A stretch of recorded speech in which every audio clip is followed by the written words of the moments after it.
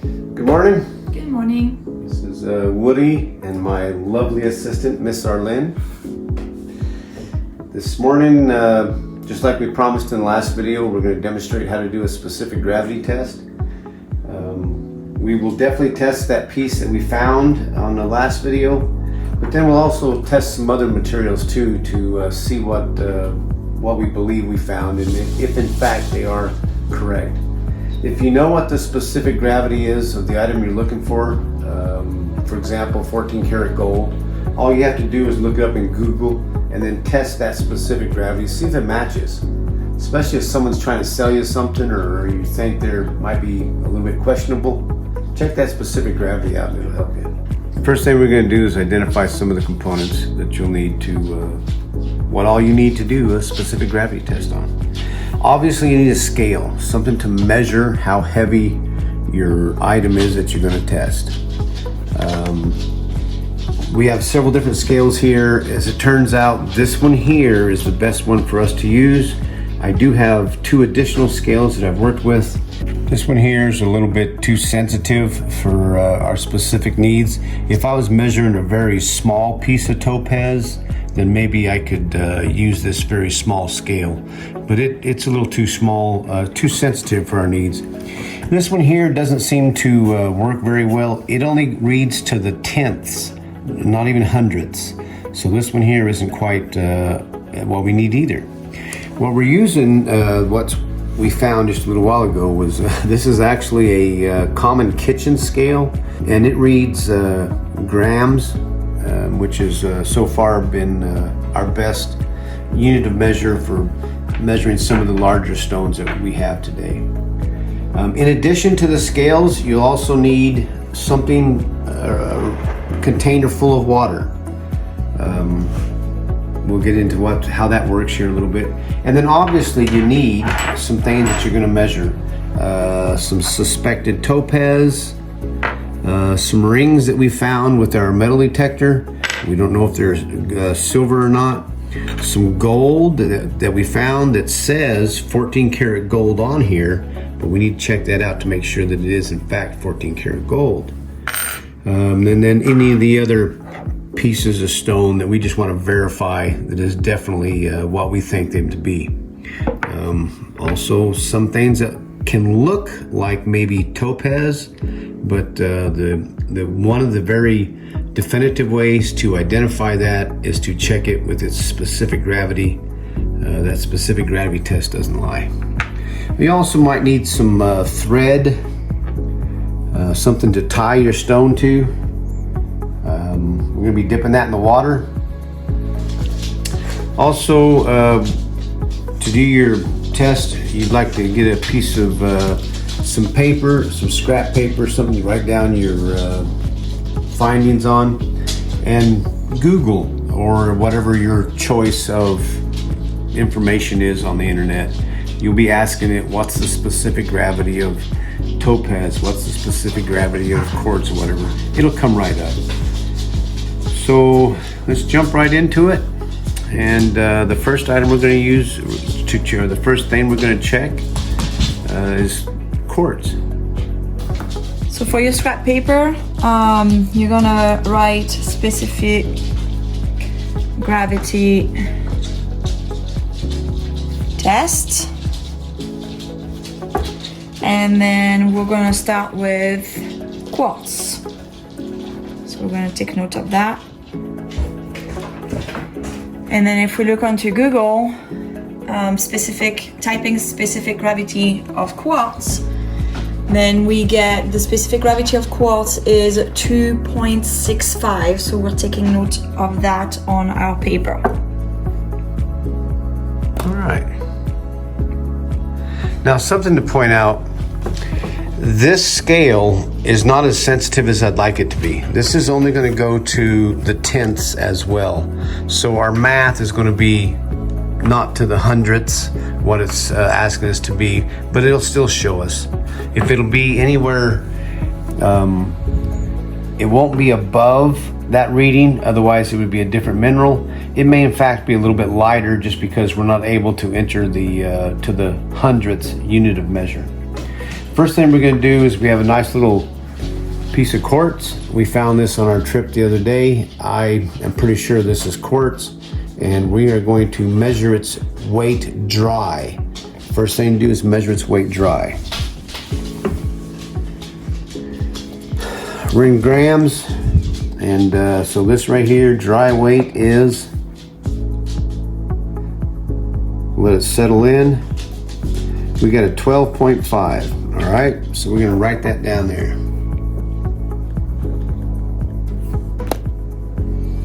Okay, now after we've weighed it dry, what we're gonna do is we're gonna take our reservoir of water, put it on our scale, and we're going to zero out our scale by tearing it. It's called tear. Puts it to 0. Now with this zeroed out with all this water weight, I'm going to tie a little thread to our piece of quartz, and then I'm going to suspend the quartz in water. It's going to give us a much different reading, and we will take that reading and divide it by the dry weight of the stone. That's going to give us our specific gravity. So bear with me for a minute here while I attempt to tie a piece of thread to the stone. Okay, so I was successful after many different attempts to get that thread tied onto my stone. Now I'm going to suspend the stone in the water. It's not touching the side, it's suspended. Looks like it's coming up with a 4.5 grams. That's our reading.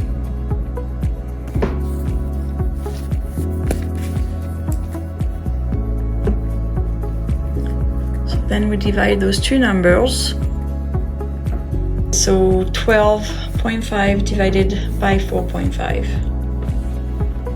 12.5 divided by 4.5 equals, this is coming up with 2.7. Now remember, we were not able to get to the hundredths, which is the actual specific gravity value of quartz, but 2.7, that's spot on for quartz.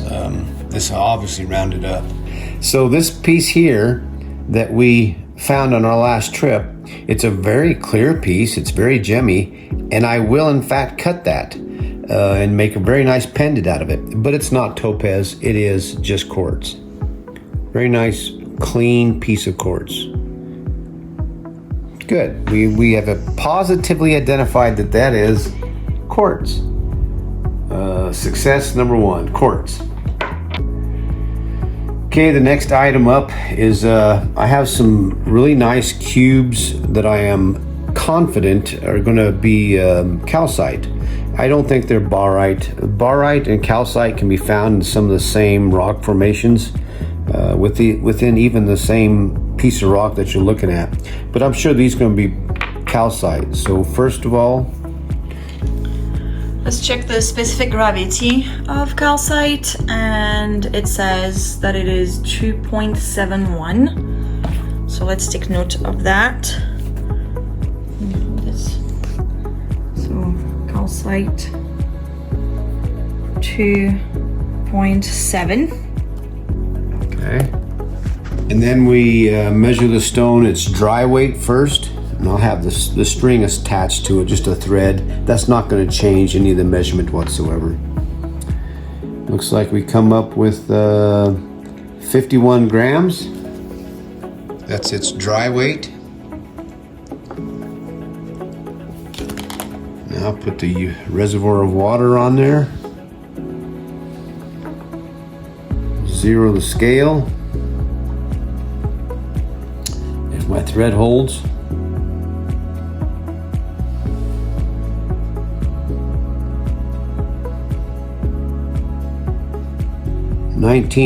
Okay, so now we use 19 grams in the water weight. So let's do is 51 divided by 19. 51 divided by 19 equals 2.68. Now again, we're not able to use our scale to go to the hundreds of measures, unit of measures, so that's pretty good for calcite. That's really good. Barite is significantly heavier. Its specific gravity is like a 4.2, so we definitely confirm that's a calcite. The next item up that we're going to check is a ring that I found recently with the metal detector. There is no markings in it, so I don't have a clue, but I think it's going to be nice silver. Of course, I'm hoping for it to be nice silver. It was found on a beach at a local lake. I don't know how old it is, and I don't know if it's going to prove out to be silver, but we're going to check it out. So the first thing we want to do is check the specific gravity of silver. So specific gravity of jewelry grade silver is around 10.49.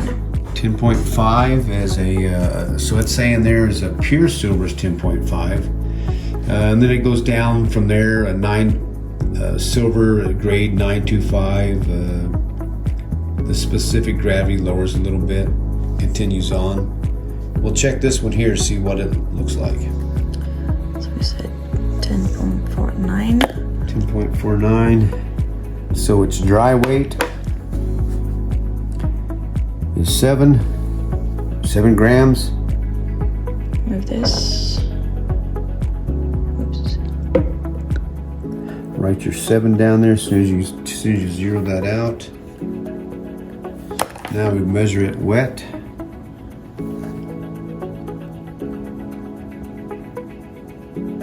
And we come up with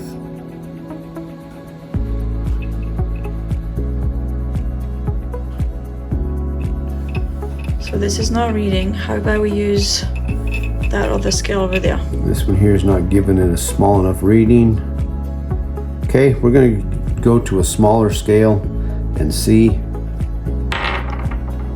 So this scale changes the unit of measurements, right? Yeah, right now we're on grains, which is going to be, I like that. I like that we're on grains because it's a finer unit of measure, but the math will still equal out. So here we show 116 grain Okay, so on the dry weight. let's change our paper. Yeah. 116. And now same thing, I need to put my reservoir of water,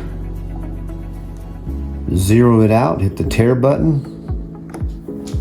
And now we're going to measure it wet.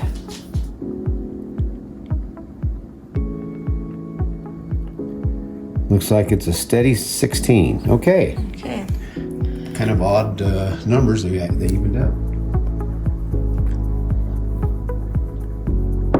Okay, so let's do the math. 116 divided by 16 equals 7.25. Okay, so we found a ring. We wanted to see if it was high grade silver or if it was in fact even silver. This scores significantly low for silver, even for jewelry grade. So this is probably just a cheap knockoff ring. We didn't have the find that we thought it was. I did think it was going to be silver. Still kind of a cool design, and anytime you find a ring in the sand with your metal detector, it's kind of neat. But it's not high grade silver, just a ring. That's one way we can use this to get a good clarification of what it was we found. Just a ring. Next, we're going to go for topaz. See what we come up with topaz. Over the years, I have found some really nice pieces of topaz. This is my biggest piece. There is some good quality material in the center, but it's kind of rough, kind of lots of inclusions. And then I found some pieces that were, maybe I can work them. This one here is a real clear piece of topaz, but it did, last time I checked anyway, it came up with a good piece. Here's another, a topaz crystal I found. It isn't that gemmy, and I'm not going to be able to use that for any kind of jewelry making, but it still is a nice piece of topaz. Here's the best one I've ever found. This sucker here is clear and crisp. There's like one inclusion on this whole thing. I can even read a newspaper if I put it on the other side of that thing. It is clean. So we're going to test this one. First, let's look at what the specific gravity of Topaz is. So we looked at on Google, right? And it says that it's between 3.49 and 3.57. Okay, that sounds good. Looks like about a 3.5 to a 3.6 if we round them up to the 10th measurement, unit of measure. We're going to try this in here. We're going to go back to grains, measure it dry. Looks like we have 176 grains. So let's keep that as our number, 176 grain. Now we're going to measure it wet. If I can find some string.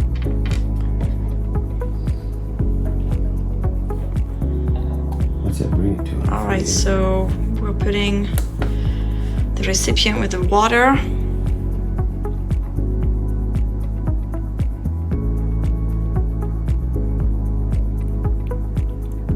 Looks like we got 50 grains. Okay, so we got 50 grains when it's wet. All right, so we said 176, right? 76 grains, dry weight, yes. And then 50. 50 was the wet weight. And that's... Okay, so if we take 176, divide that by 50, that comes up to be 3.52. Perfect for Topaz. So now we have our Topaz units of measure established, a very nice piece of Topaz. Now we're going to go into that piece we found last week. And if you don't know the video that we're talking about, Nice Colorado finds. with a very pleasant surprise. This was our nice surprise. Woody was super excited. Still am too. Yeah, we are. This does have a lot of inclusions. It's going to be a difficult cut, but I still think I can get something made out of that. All right, so now let's start all over. Get our reservoir off of there. Go down to 0. See what this weighs. Dry weight. We're still in grains, but again, the math is going to be fine. 114. Putting the reservoir on the scale, zeroing the scale, tying a little piece of string to my stone, hoping the string stays. It does. Ooh, almost dropped it. Alrighty, looks like a solid 30 grains. Looks like a solid 32 grains. All right, 32 grains. Now comes the hard part, the math. All right, I've taken note of last week's find, so 114, and we're going to divide it by 32. 114 divided by 32. Looky there. 3.56. That is spot on. Yes. Okay, so that's definitely right exactly with the Topaz. That is 100% a piece of Topaz. Where is it? This is this one here. This is what I found. We found. Now I got to figure out where I'm going to cut it at, how to get the best material out of it, avoiding all the inclusions that I see. There's lots of inclusions in there. That's going to be problematic. A lot of inclusions. But hey, it's Topaz. It's Topaz, yeah. Okay, so now that we've talked about how to do a specific gravity test, let me tell you some things to kind of help clear it up. Here's some things you don't want to do. You do not ever want to touch the bottom of the container of water or the sides. That's going to change your reading immensely. Originally, I was having some trouble with these stones, so I was using a piece of wire to wrap the stone in to weigh it. But the wire itself it helps to support some of the weight. so wire isn't good, you will definitely want to use thread. That's basically the two main things to look out for. If you find an item, be it a mineral, steel, silver, gold, crystals, and you want to know a more definitive way to identify what that is, a specific gravity test is very useful. Hopefully this helped to explain how to do a specific gravity test. Have a good day. We'll see you guys again on the next one.